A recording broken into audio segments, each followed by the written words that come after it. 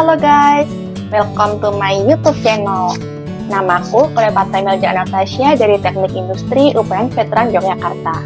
Di video kali ini aku bakal kasih tutorial gimana sih caranya bikin bill of material di SolidWorks dan juga bikin bagan bill of material yang menarik dan rapi di Canva.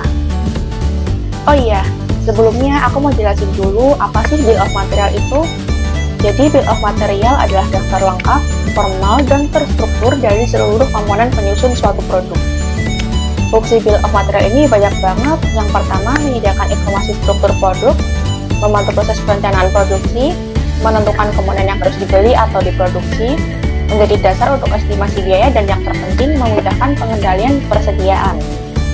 Nah, di bill of material ini sebenarnya banyak banget ya guys. Cuma kalau aku cuma nyantumin kode komponen, gambar komponen, nama komponen, terus di bawahnya ada quantity, dan untuk level yang bawah banget itu bakal dikasih material penyusunnya. Nah, jadi kalau kita bikin bagan bill of material di Canva itu ada struktur tingkatannya. Yang pertama, yang atas sendiri itu level 0. Level 0 itu produk akhir atau satu komponen rakitan utuh. Jadi satu rakitan ini tidak menjadi bagian dari produk lain. Di bawahnya ada level 1 yaitu komponen utama yang membentuk produk level 0. Di bawahnya lagi ada level 2 bagian dari komponen level 1. Di bawahnya lagi ada level 3 bagian dari komponen level 2 dan seterusnya. Untuk contoh bill of materialnya seperti ini. Ini kalau dibuat di SolidWorks. Kita bisa melihat jumlah kuantitinya, dan untuk materialnya kita memasukkan sendiri. Dan ini contoh bill of material yang kita buat di Canva. Karena menurutku buat bagan di Canva itu lebih jelas, lebih rinci, dan visualnya lebih menarik. Oke, langsung aja kita ke tutorialnya. Jadi ini dia produk yang akan kita buat bill of materialnya. Ini adalah mesin pemarut kelapa. Nah, untuk yang pertama kita masuk ke drawing dan kita import modelnya. Kemudian kita tempatkan di etiket bentuk isometrinya. Dan yang kedua kita pilih annotate, masukkan tabel, terus kita pilih bill of material. Nah, kita checklist saja. Untuk materialnya belum terisi ya teman-teman, kita bisa ngisi sendiri. Nah, untuk material penyusunnya kita bisa riset di Google aja.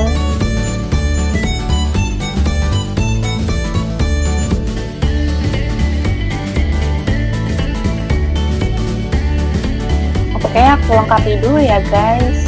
Nah, di tabel bill of material ini kan ada penomorannya tiap part. Untuk menunjukkan letak partnya di mana, kita bisa menggunakan auto balloon. Nanti di setiap partnya akan muncul angka seperti ini. Oke, kita lanjut ke tutorial membuat bagan bill of material di Canva.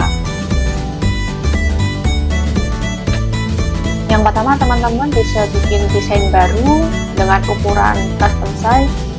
Aku pakai ukuran A3 420 x 297 mm. Yang pertama, kita bisa masukkan rectangle.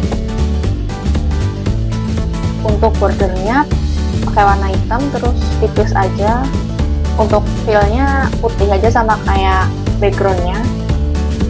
Lalu kita tambah teks buat masukin kode komponen atau partnya.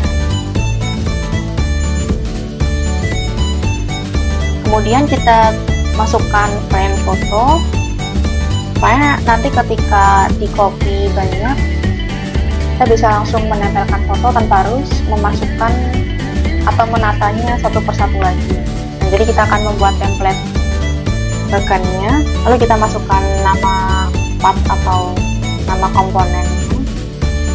Kemudian kita group supaya lebih mudah diduplikat. Jangan lupa ditambahkan garis panah supaya kita tahu arah bagannya tuh bagaimana. Kita perlu mengumpulkan gambar part dan komponennya terlebih dahulu.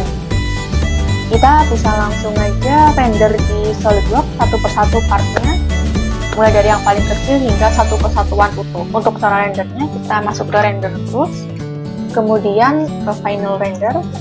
Nah, nanti bakal ada pilihan muncul, kalian klik aja turn off perspective view. Oh iya, aku tadi lupa setting rendernya, jadinya lama banget ya. Nah, supaya rendernya nggak lama, kita tuh bisa setting dulu di option, terus kita pilih resolusi dan rasionya. Kalau aku pakai yang standar aja. Nah, kemudian kita bisa pilih render quality-nya. Kalau aku pakai yang good aja. Tapi kalau teman-teman pengen kualitas gambarnya bagus dan jernih, aku saranin pakai yang maksimum. Oke, langsung aja kita render satu persatu part dan komponen yang kita perlukan untuk membuat mesin pemalut kelapa ini. Oke, balik lagi ke Canva. Kita tambahkan level ke sebelah kanan.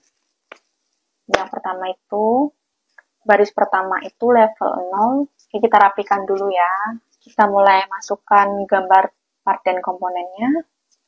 Mulai dari yang atas. Lalu kita ganti kodenya juga. Untuk yang level 0, kodenya A0. Untuk yang level 1 B. Untuk yang level 2 itu C, dan seterusnya. Oke, kita copy-copy dulu aja ya. Semakin ke bawah semakin banyak ini guys. Oke, jangan lupa di rename sesuai gambarnya.